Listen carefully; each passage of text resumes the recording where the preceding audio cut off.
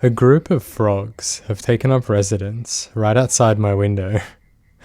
This episode might feature Dave, plus some little green friends commentating on the happenings. And trust me, they have a lot to say. Keith Williams, also known as South Bay Guy 310, he was caught in the To Catch a Predator sting of Riverside, California. He was 31 years old at the time, and believed that he was chatting with a 13-year-old girl. This video is made for entertainment purposes, but be warned, the content is verbally graphic. Viewer discretion is highly advised. It's important to note that less than a year prior, our predator, Mr. Williams, was actually caught by the perverted justice team once before. Using the exact same screen name, he attempted to groom a young girl whom he believed to be 12 years old. So, we have some work ahead of us, eh? Let's dive right in. As you've likely heard me say many times before, I'll be passing over the chat log as quickly as possible to make this video as YouTube friendly as possible. I do have a version of this video up on Patreon with a complete uncensored chat log analysis, and if you're interested in that, the support over there goes a long way into keeping these videos going. Also, it goes without saying, please do not reach out, contact, or in any way harass any of the individuals depicted in this video. As we dive into the initial chat log that Keith had a year before the Dateline incident, we learn that the decoy's set age is 12 years old, and my, looks like Mr. Williams has forgotten his own age, stating that he's 24. As all predators do, Keith begins to probe around for information about her life. Specifically, looking for any vulnerability that he can target, such as the movements of her parents and so forth. Having learned that she just moved into town, and would be an easy target to isolate due to her not having many connections yet, the predator makes his move and states that he could be her friend. Keith continues to probe for information, and the direction of his questions lead toward how interested she might be in boys. Specifically, older boys. She probably is thinking he means people a few years older, hey? Not almost 3 decades. Disturbingly enough, as Keith proceeds to inquire about prior sexual history, we learn that his target is the victim of prior grooming. Instead of feeling sorrow, empathy, or anything that a decent human would likely feel upon learning such information, Mr. Williams feels excitement and proceeds to fuel some sort of horrible fantasy in his mind by asking for specifics of what happened. The man is truly awful, and once he has gathered enough details to satisfy whatever sinister urges propel him forward through life, he delves into asking the minor questions about her body, boob size, and so forth. He also wants to know if the decoy's met guys from online before. When she informs him that she hasn't, he responds with, "Good, because there's some real weirdos out there that wind up touching you and having sex." I'm curious though, do they have sex with each other? The way it's worded is very confusing. Either way, she better be careful that she doesn't bump into one of these weirdos, hey? She sure is lucky to have found Keith here before one of those other oddballs came along. The chat log at this point is riddled with absolute filth, masturbation and sexual interest being his topics of choice. It's important to note that whenever the decoy responds to him, she shows very little interest in discussing the subject at hand. The two part ways, and there's a gap of around 5 days until they speak again. Like a hunter stalking their prey, he repeatedly gathers intel on the movements of this child's mother, and once he's pleased with the information, he lightens things up by discussing food and video games. As the chat moves along, it devolves into nonsense based around bodily fluids and all of its uses. The man also becomes rather passive-aggressive when she refuses to hand out her address. I'll play you an excerpt from my full analysis of this chat log, which I found to summarize quite well my thoughts on what Keith is attempting to do with his passive-aggressive behavior here. The horrible reality of this is that she has expressed a very valid concern, and this has upset him. Critical thinking is always a predator's arch-nemesis. With her pushing back like this, and him becoming upset, this shows that he is likely very well aware that a child might be both perceptive to his nonsense, yet susceptible to passive-aggressive coercion. He's teaching her that any concern she might have in relation to him is wrong. If his attempt to psychologically bully her in this moment were to succeed, he would be working towards effectively quelling any future resistance she might put up in regards to doing the things he wants to do. Where things stand at this point of the log, a possible meetup is in the works, but no date is solidified just yet, as the decoy doesn't feel quite comfortable with the idea. Being upfront with his target, she is informed that he will want to have sex when they get together, and to sweeten the deal, he tells the target that he's not ugly at all. He says, a bit chunky, but definitely not ugly. The chat doesn't last much longer after that nugget of information is revealed, and over a week passes before they chat properly again. And oh boy, he comes back with a blaze of glory, wanting topless photos, and oddly enough, wanting to clarify that she is indeed white. It did make me wonder how he would have reacted if she said she wasn't, hey? A meetup is fully in the works by this point, and Keith is getting all sorts of ideas about what they can do together. Here's what he says. You okay with sex? I'm sorry, I never had boyfriend before. Sex? Yeah, I guess if you're gentle. You sure? Why? You had sex before? Have you before? No. Yes. Have you? I haven't. You want to? I think so. Why? I don't know. My friend from North Carolina says it feels good. So yeah, I guess. Can I take pics? Pics of what? Sex? Or videotape it? No. Please. I'm shy. I guess no. I don't want you to do that. Maybe if you're my boyfriend for a while. Okay. But I'm shy. I don't like cams. But sex, first time we meet. Okay. Yes, okay, if you want. 5 more days pass until they speak again, and the rest of this chat log plays out like a standard Predator conversation that I've grown to recognize the patterns within. Discussion about the logistics of their meetup, when her mother is out of town, some predatory paranoia about getting caught, and all sorts of nasty discussion about what they could do together. The decoy's address is provided, and when the time of the meeting is upon them, Keith doesn't show up. He doesn't speak to this decoy again, and like an ill-smelling bout of flatulence in an elevator, the unpleasant odor that's surrounded eventually dissipates. But as mentioned, that's not the end of our intrepid predator. A year later, he wafts back into the corridors of perverted justice, and this time, he does not dissipate in the wind. Much like the first chat log, age is immediately established, with the decoy being 13. And my, Keith somehow aged 2 years in one, stating that he's now 26. Almost instantly, he wastes no time getting down to predatory business, exposing just how much he is comfortable with grooming minors online. Here's a glimpse at what's said. I mean, I'm a man. You're a little girl. Is that okay? Yeah, whatever. Laugh out loud. No. I'm serious. What's the oldest guy you've been with? Be honest. That's kinda rude to ask. Laugh out loud. No, it's not. Just answer. I don't wanna. Are you a virgin? I'm not. No. Laugh out loud. You're not? Okay. Well, that's better then. How many guys you been with? Jeez. Well, answer. A couple. Okay. What's the oldest? Like 17? Okay. What's your name? When was the last time for you? Oh my god. You ask all kinds of stuff. Yeah, okay. So answer. Why are you shy? Dude, like over the break, okay? Okay. You ever meet guys from online? Yeah. Laugh out loud. It's kinda a game me and my friends do. You have sex with a guy from on the end before? God, yeah. Wasting not a second, he begins scheduling a meetup.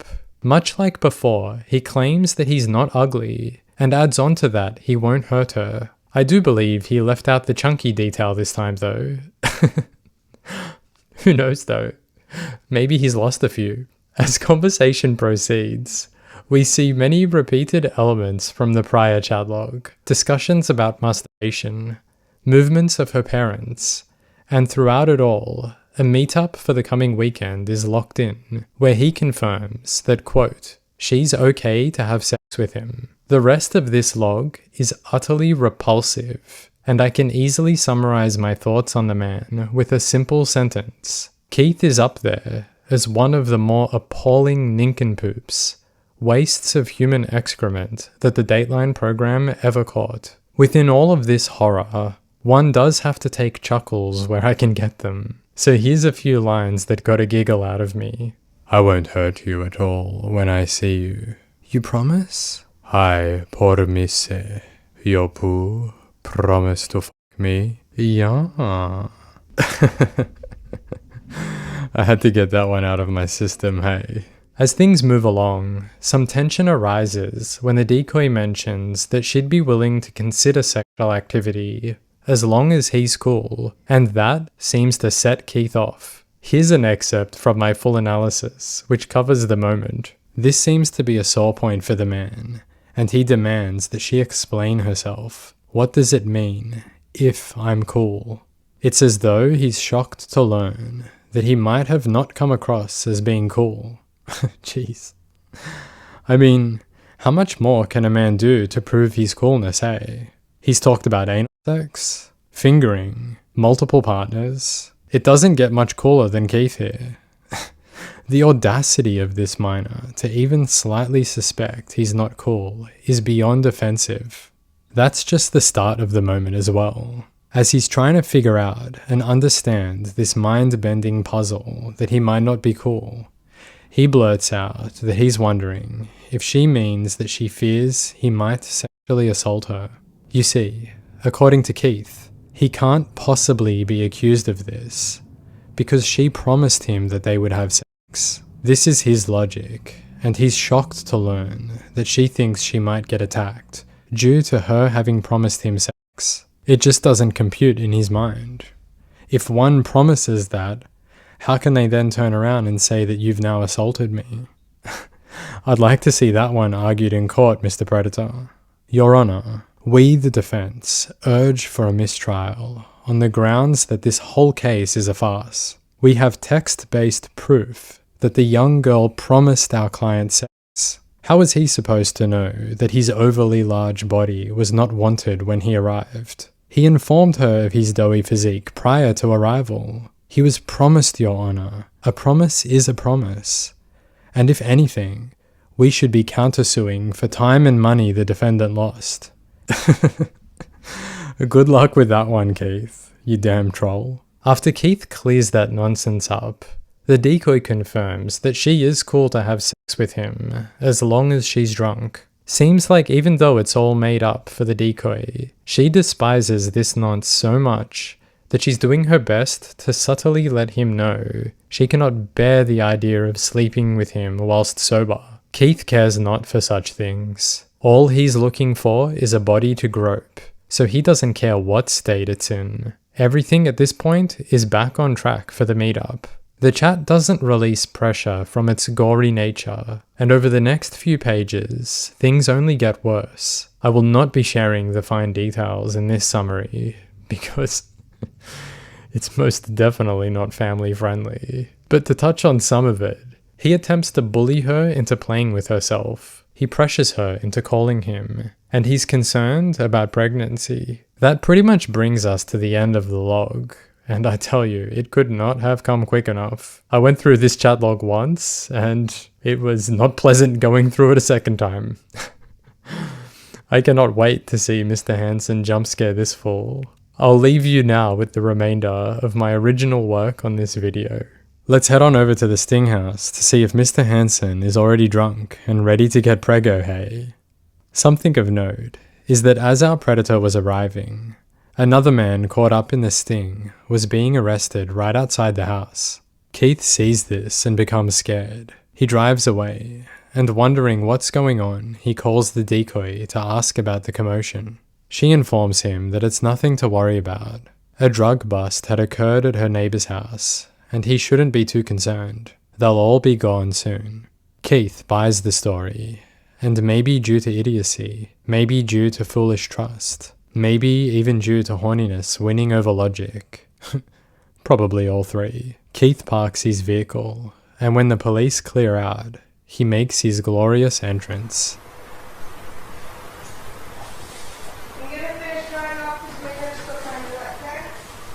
Where'd you go? I have to finish drying my hair. Or else you're gonna freaking hold it without your feet yet. Did you bring your spirit outfit? What? Did you bring the spirit outfit? No. Come here. Why don't you come here and have a seat? No. I knew that. His initial response to being asked to sit down, I knew that. Apart from the obvious confusing element that this isn't how conversation flows, people tend to respond directly to what they're being asked, rather than with unrelated abstract thought. Seeing as he's done this, what it says to me, and my opinion here is being informed by the fact that we'll later learn this man has watched the To Catch a Predator program before. He was well aware that this could be a sting operation. All this serves to highlight is the man's awareness of his guilt. This isn't a bumbling idiot who stumbled foolhardily into an unknown situation, the gravity of what he was doing not yet dawning on him as he pursued an idiotic fantasy into reality. But he is a very aware predator who knows exactly what he's doing, why he's here, and that it's very wrong. You know what? I know. Sit down, please. Okay. Set your stuff down on the counter. No. Have a seat. You knew what? I was in trouble. You knew you were in trouble. Please sit down. Relax. Actually, I'm not relaxed. I'm glad this baboon is not relaxed, and nor should he be. Not for the fact that he's in trouble, and I like watching justice be served, but for the fact that his existence, which is amalgamated to this point, it is a complete and utter failure of an excuse for a human life. That sort of person should never feel relaxed until they calm right down and figure out how to be good, if that's even possible. I'm not going to give an interview. You're not going to give an interview.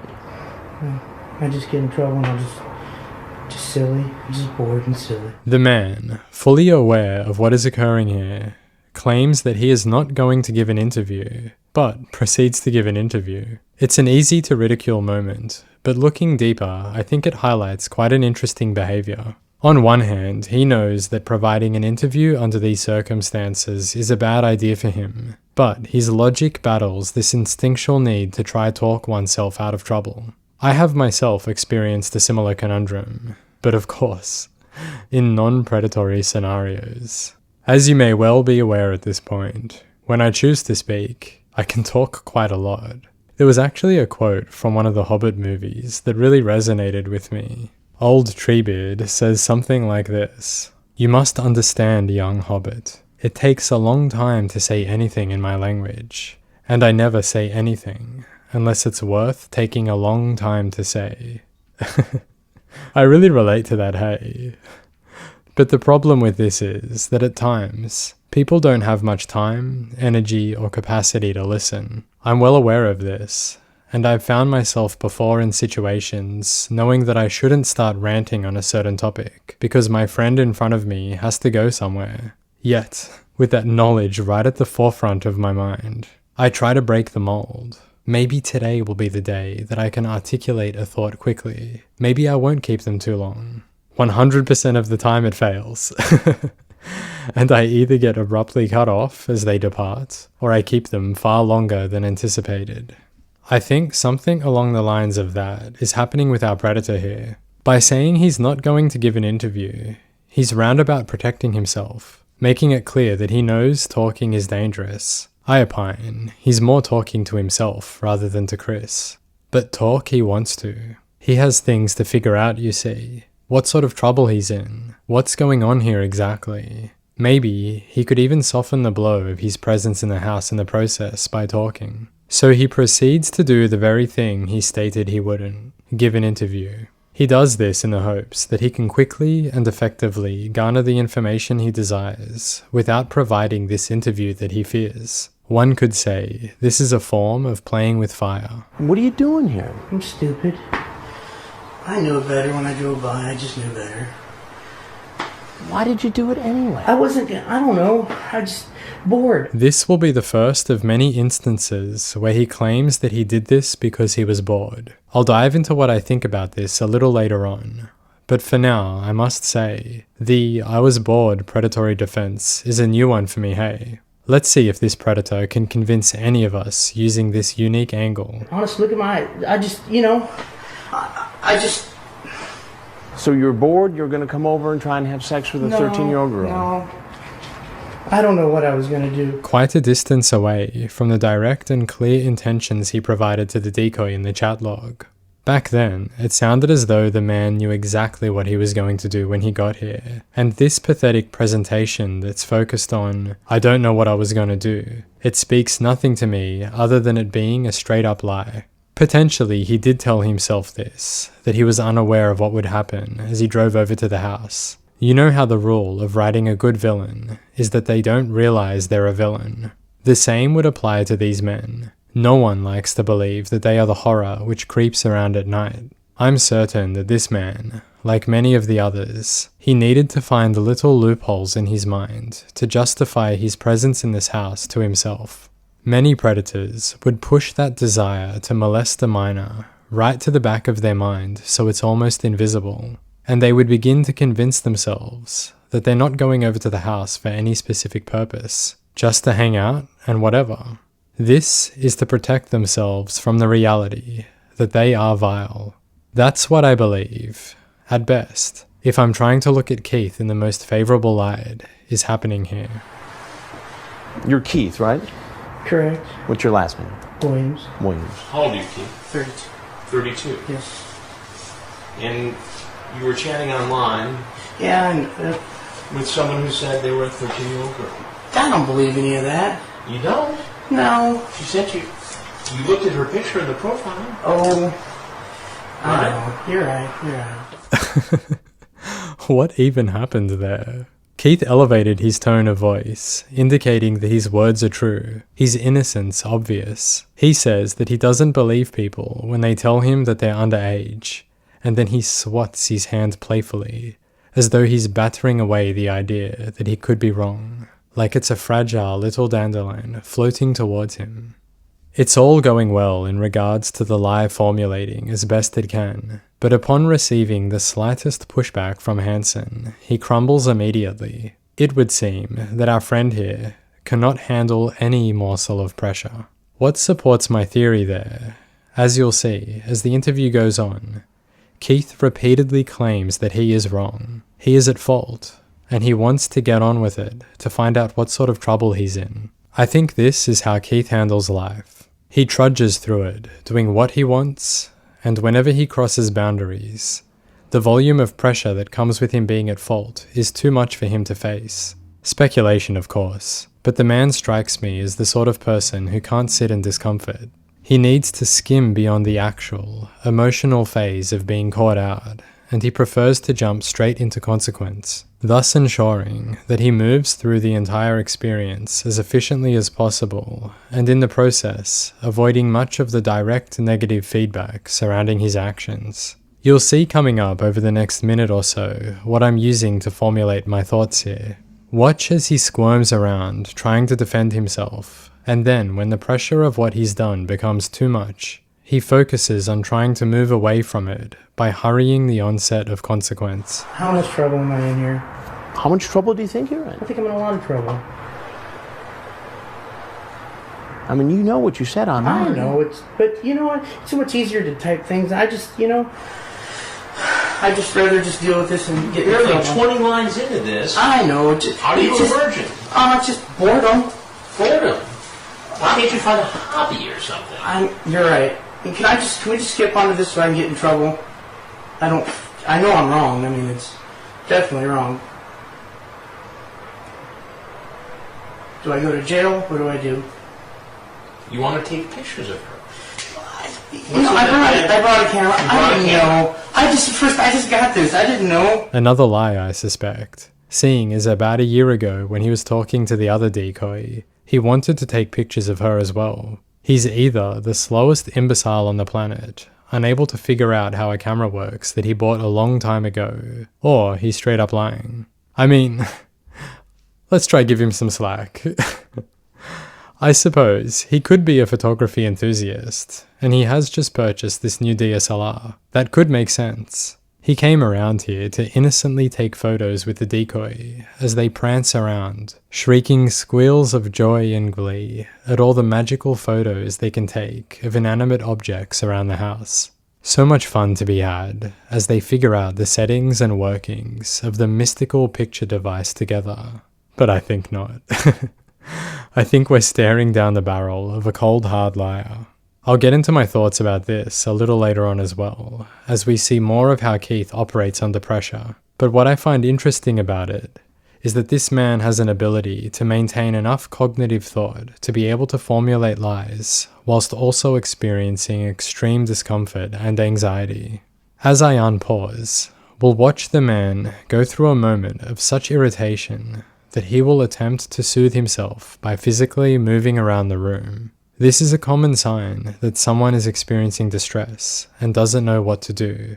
Yet on both sides of doing this, he outright lies about his intentions. Like I said, it's interesting to see, as most other predators that I've witnessed experience this level of anguish, they generally buckle and crumble, and all they can muster in defense are pleas of innocence. They go into survival mode. Keith here is a bit different. He's able to maintain somewhat complex lies that do require a level of stability in one's mind to formulate, but he does this through immense pressure that is clearly affecting him. Is the show of anguish all an act then? Or is he an anomaly that can handle pressure without being able to handle pressure?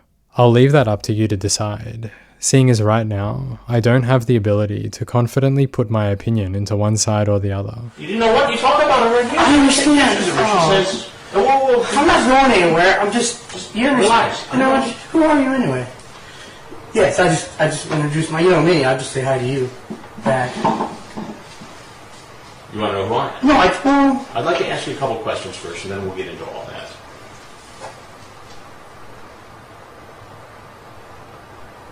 Take naked pictures of her, you say? dude, I don't know. I'm not denying anything I said. It's all right there. What kind of panties do you have on? Okay, Nice. What size boobs do you have? Yeah, I know. Nothing of substance here, hey? But if I take it back a second, you'll see why I'm laughing. It sounds like Hansen asks the man if he's wearing panties, and on my first listen, I thought Keith replied by saying he does have panties on. What kind of panties do you have on? Okay, Nice. What size boobs do you have? If we remove ourselves from the horror of what this predator attempted to do, and isolate this small few seconds into a moment devoid of the context surrounding it, it sounds like Hansen is very interested in Keith's panties. And then that leads Chris to wonder about the boob size. Mr. Hansen, very inappropriate. God damn it, I'm just an idiot. Can I videotape us? I don't even have a video Are you going to camera. sell it? No. No, I don't have a video camera. I want to watch it and masturbate to it. Yeah, Yeah. I'm wrong. Do you understand? I'm telling you I'm wrong. Do you understand that? I'm telling you I'm wrong. Keith is at his wit's end with this. It's quite a genuine attempt to move the focus away from what he did and towards what he will face as a result of it. Out of all the predators who have accepted responsibility over their actions, I think Keith here is the one that I would offer the least praise. Although he's accepting responsibility, I don't for a second believe that it's a result of remorse, pity solicitation, or even a way to coerce Chris into understanding why he's done this. I don't think for a moment that this is any sort of attempt to fix his image in the eyes of Chris. I think that Keith genuinely has zero ability to look at his actions and understand why he's in the wrong. He only knows that he's in the wrong. And as mentioned before, the reason he's owning up to it is to move things along, thus softening how much this moment hurts. No lesson can be learned here for him. Not even a false attempt at a lesson learned. Just scum recognizing that they're scum, and trying to redirect the spotlight in their mind away from that fact. I'm totally wrong, and I'm willing to, whatever it takes for, Have you ever done this before? I've talked to girls, but I've never met anybody. That's the honest truth. Did you ever talk to anybody who was underage? I don't know. Try again. No, I don't know. I've talked to some girls, but I've never met anybody. As this goes on, I feel more and more repulsion for the man. Initially, his demeanor had struck me as goofy and idiotic, but now we're creeping more into the sinister nature of who he is, which absolutely lines up with the character we met in the chat logs. This lie here, that he hasn't met anyone else underage, is a blatant attempt to minimize damages coming his way. He's fully aware that he's chatted with underage girls, and just because he hasn't met up with them, which is very questionable in itself, I wouldn't be shocked to learn that he has. He uses that unprovable fact to say, well, sure, I've spoken to people claiming to be underage, but I can't verify that they are. His demeanor, which could initially be viewed as a buffoon's bumbling attempts to soothe his scrambled brain by word vomiting, now looks more like calculated and self-aware movements that indicate his reason for wanting this move away from his darker aspects of who he is, not because it's shameful or because it's horrible, but because he knows it's there. He doesn't care that it's there, and he wants to get this over with so he can get back to his life as it was, and he can pretend to himself that he's a good person. When his lying became more specific and focused like this, it showed me that he has full control over his thought and responses, when I initially, on first viewing, believed he did not. This moment is what led to my comments earlier about how he is able to lie whilst also experiencing extreme discomfort. Like I said, they tell you ages and stuff. Did you ever hear of a group called Perverted Justice? Yes, I have, and I know about that. But I'm not saying if I know how old they are. You were posted here after talking to a girl who said she was 12. It's the chat log, Keith. I understand. Well, okay, can we get down to what kind of trouble I'm in, and how can I do just to get in trouble and move on in my life and never do it again? Look at my eyes. I'm not even kidding with you. That's the honest truth, and I am wrong. What brought you here tonight, though? I've been sick all week, and I was just bored. Bored. That's honestly the truth. What would have happened if I wasn't here, Keith? You show up with booze. What else you got? Hey, that's all it is. Just booze. So you got booze. I don't know what. You're going to booze up a 13-year-old girl. I know it's serious, but that wording is truly comic relief, hey? You're gonna booze up a 13-year-old girl. But he really was, hey? He really was going to booze up pretty much a child. Because as I'm sure you haven't forgotten, he wasn't going to get what he wanted unless the girl was boozed up. I don't even know if she was 13, no matter what she says, honestly. What did she tell you? You're right. You're right. But can I ask you, can we get down to, you can hammer me all you want, I'm telling you, I am wrong. You gotta listen to me, I'm wrong. Bottom line, I'm wrong. It's not your first time down this road. Chat-wise. What if I gave you my word and the whole honest of everything? I would never, I'm so scared. I don't want to get, you know what I mean? I don't want to, I will never, I'll get rid of my computer. I'm not that great on it anyway. I like to imagine that he's referring to his skills at video games, that's the thing he's not too great with in regards to the computer. What games were popular back in 06? Oblivion, Half-Life 2, Company of Heroes. Pretty good games. Not easy to get good at, that's for sure. I don't really understand why this information was relevant to share with Chris, but I do appreciate that it's been brought up. I'll get rid of it and I'll never touch a thing again. I'll go to meetings, whatever you need me to do. It's not that I'm kissing your ass, it's just that I know I'm wrong. I truly believe the man here. I don't think he's kissing ass at all. But as I've stated numerous times now, he's working through the machine to get to consequence as quickly as he can. I highly doubt this man would or could ever learn from an experience like this.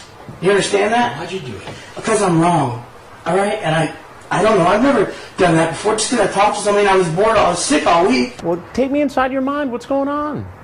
Just bored. I'm single. I'm bored. Honestly, that's it. There's no girls your age? Talk to him? I didn't say that. There is. I date people my age. You're right. But what I'm saying, it's not like... and actually, 13 is way young and it's wrong. But I don't know. Maybe something in my head goes...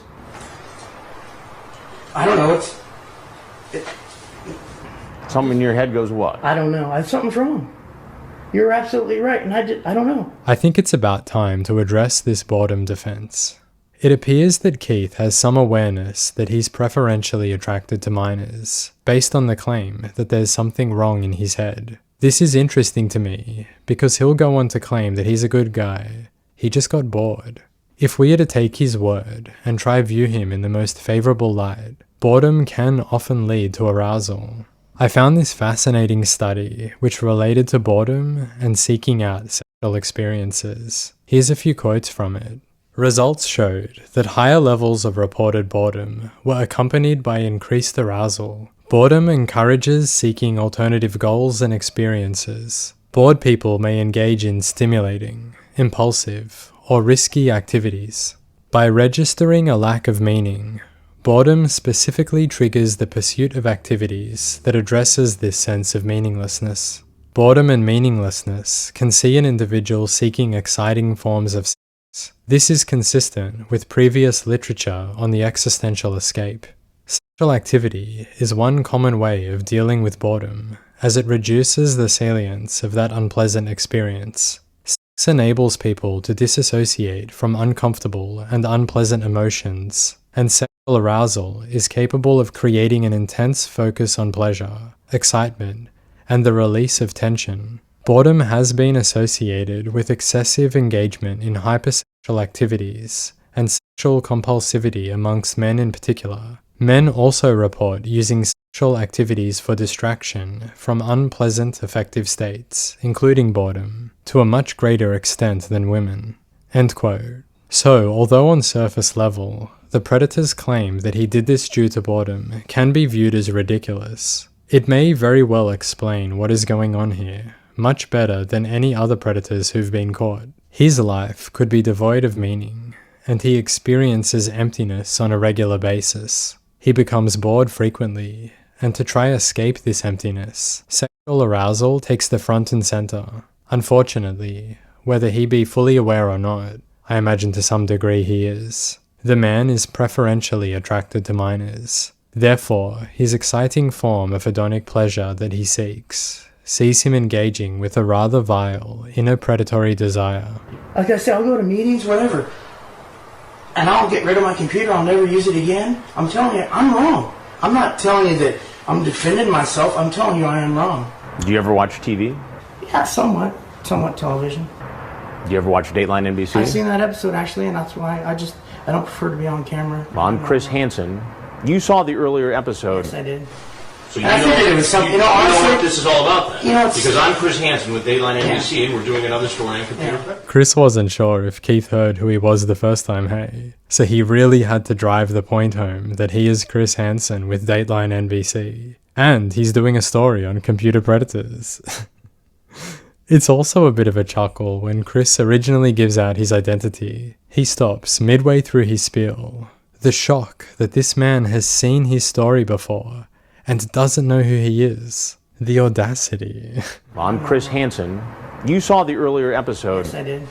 So I figured it was something. You know, honestly, what this is all about then. You know, because I'm Chris Hansen with Dateline NBC, and we're doing another story on computer prep. Okay. It's not that I'm... So let me get this straight. You saw our earlier story. Right. You drove by this house and saw police out front. Yeah. Yet you walked in here anyway. Bored, like I told you. Bored? Yes. I'm wrong. What do I have to... Am I in trouble? Am I going to be arrested? Is my question. Because Whatever you'd like to say, we'd love to hear it. But obviously we can't keep it here, and you're free to go whenever you want. Absolutely. Well, what I'm going to tell you is that I'm never going to do this again on everything I love in life. I really don't feel comfortable thinking about all of the things this man loves in life, hey? I'm going to go home. I'm going to get rid of my computer. I'm going to stick to my hobbies, which I do have hobbies. Maybe photography? Just stay away from schools, okay, Mr. Predator? There's plenty of nice pictures that can be taken out in nature, far, far away from any underage people. And I was just bored. The other time, I didn't do it. You can tell I just didn't do it. I was sick all week and I'm bored. And that's what it was. And that's as honest to God's truth. And you can look at me and say I'm lying or not lying, but that's the honest truth. Now when I walk out here, am I going to be arrested? That's not up to me. So you're telling me yes? I'm telling you the truth. That's not up to me. Well, I know, but I would, whatever is going to happen, I guess it's going to happen to me, and I'm wrong, and I'm going to, tell you that. Well, I appreciate you. It's not that I'm not a jerk, I'm not a mean guy, I'm not trying to justify it. I was totally wrong at this. I was just bored at home all week. Seeing as he was caught chatting to that other decoy a year prior, and the fact that this predatory beast within him is awakened when he's bored, I genuinely hate to think what sort of pollution he was putting out into the online world during all the other times throughout that year, and his life probably, in all of those times when he's found himself bored and at home, which I imagine to be quite a lot. Which is what's wrong with me. I was honestly, that's it. Like the other time, I was just home all week bored. I didn't act on that, and that's even closer to my house. Well, how about that, hey? A gold star for the predator. He had a sexually charged conversation and didn't even act out on it. We're truly looking at a gentleman right here. I was just like, But you came here. I understand that. You That's walked in wrong. the door, you I know. talked to the I didn't. girl. Well, I didn't. Okay. Well, on the phone. Oh, you're absolutely right, and I was just wrong. I don't know. I can't even imagine. This is my life and I everything. mean, what would have happened if a 13-year-old You know what? was Honestly, here and I was not? I can tell you anything you want to say. I'm so nervous even just walking up here to do this. I don't do this. But Keith, even if I am to believe that should have you gotten away with meeting this young girl, and you both had a really lovely night, nothing strange took place, just a good old-fashioned hangout between a 13-year-old girl and a 32-year-old unknown man. If all was well and good with this, you know what would happen? You'd build up your confidence, and the nerves you're using to defend yourself, they would eventually settle. He would feel a rush. That was fun, he might think. Maybe I could have had sex with her. And then, with that in his mind, his abhorrent online conversations with young girls would intensify as they've turned into a possible reality that he wants to live. Comfort would see him do it again and again, and maybe he wouldn't turn things physical the next time. But I assure you, every time he walks out of the house unscathed, and confidence builds more and more, he would eventually have harmed someone. This man was a ticking time bomb, and it may not have gone off tonight, but it was going to one day. There's not a doubt in my mind. And I probably, honestly, I don't know what what would happen. But you gotta want something to risk coming in here after seeing police out front. Well, I just thought she might have been true about something next door. I was like, I don't know. Maybe it's. Honestly, I don't know. So I guess I'm gonna walk outside and get arrested, I suppose. It's not that I'm a bad guy, and I don't think I would. I just, do we have to have the cameras on me? Well, we do have to, yeah. Okay, fine. I mean, you're free to leave. I mean, you can walk out the door. Okay, I'm gonna leave that there because I don't want it. Well, you can take it too. I don't need it. Oh, sorry, didn't mean to bump into you. So that's Keith Williams, hey? If you haven't guessed already, this one really got under my skin. The brutish way he approached not one, but two chat logs was utterly revolting. Follow that up with his performance in front of Hanson, trying to shift the heat away from him as fast as he could. He was like a person attempting to cross coals far too hot for him to handle, so he runs across them as quickly as possible. He knew his little foots would be burned, and he'll deal with that when he gets to the other side. It's really nasty stuff. To add to all of this, you're not gonna believe it, but the man was released on bond after being caught on this night, and the perverted justice team say that they caught him once more a few short months later, trying to solicit sex from another underage girl. So this brings the grand total of perverted justice decoys this man spoke with to 4. Keith is a genuine problem of a human being, hey? He was sentenced to 1 year in prison and 5 years on probation, along with lifetime registration as a sex offender. An article I found covering information regarding Keith sums up how I feel about him quite nicely. Quote, "In some ways, Keith Allen Williams is an entertaining predator, but make no mistake, he is a disturbing one. In spite of appearing like a bumbling oaf, he had the potential to ruin the lives of 4 young girls in just 1 year." End quote. I don't have much more to say about Keith Williams, hey. Although there's no records indicating that he has offended again, I don't for a second believe that that's the case. Maybe he's gotten more sly about it. Maybe he hasn't been caught. But I truly believe there is nothing that could stop this monster from hunting down children when he gets a little too bored. We can only hope that due to the absolute nonsensical approach of how he goes about presenting his intentions when conversing with the target online, that the children who are unfortunate enough to stumble across his path were savvy enough to realize what an imbecile this man is, and they cut communications off with him immediately.